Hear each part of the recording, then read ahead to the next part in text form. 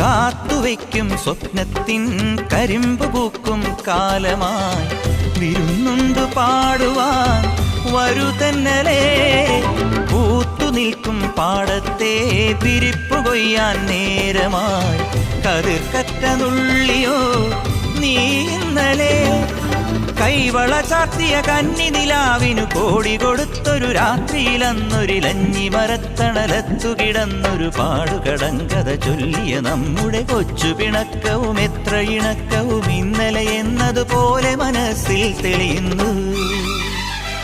വിളക്കുവയ്ക്കും വിണ്ണിൽ തൂവിയ സിന്ദൂരം കനകനിലാവിൽ ചാലിച്ചെഴുതി നിൻ ചിത്രം.